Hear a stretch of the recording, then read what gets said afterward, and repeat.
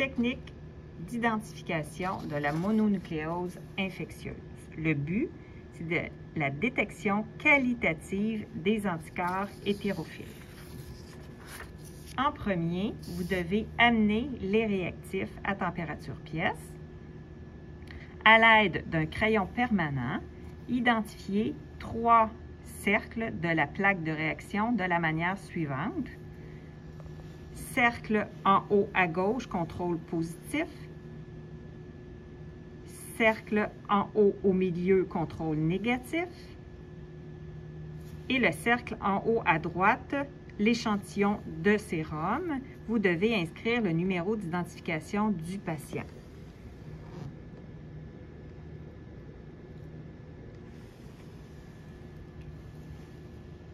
Inscrire en haut ou en bas de la plaque le nom du test ainsi que vos initiales.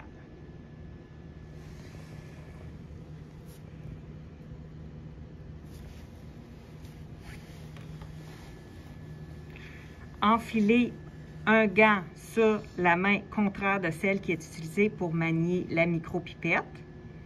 À partir de ce moment, travaillez avec une main gantée de manière à protéger la main qui pourrait venir en contact avec les échantillons sans contaminer le matériel de laboratoire. Remettre les réactifs en suspension en mélangeant doucement les bouteilles.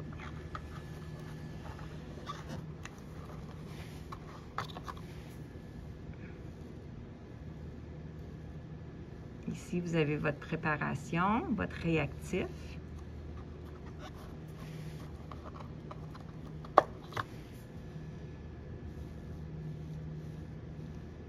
Vos contrôles.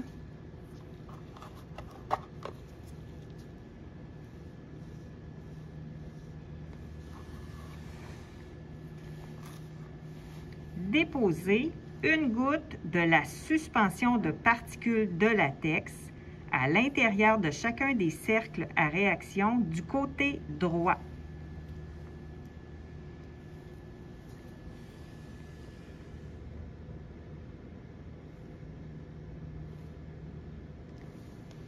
Il faut déposer la suspension en premier pour ne pas contaminer le réactif avec les contrôles ou le sérum du patient.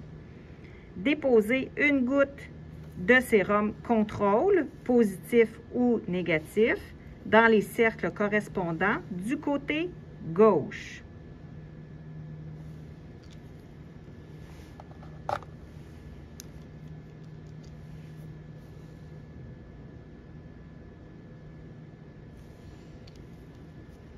À l'aide d'une micropipette, déposez 50 microlitres de sérum du patient dans les cercles à réaction correspondants du côté gauche.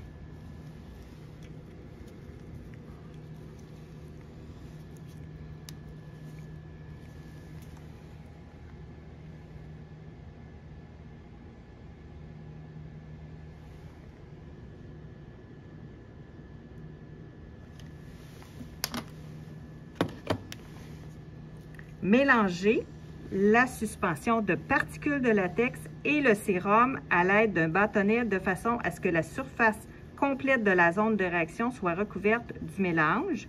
Idem pour les contrôles. Procédez de la même façon,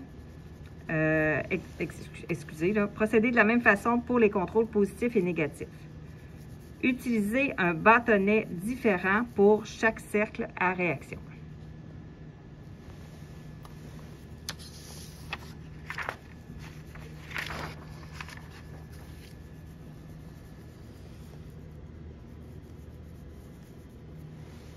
Déposez la plaque de réaction avec la main gantée sur l'agitateur rotateur mécanique et agitez pendant 3 minutes.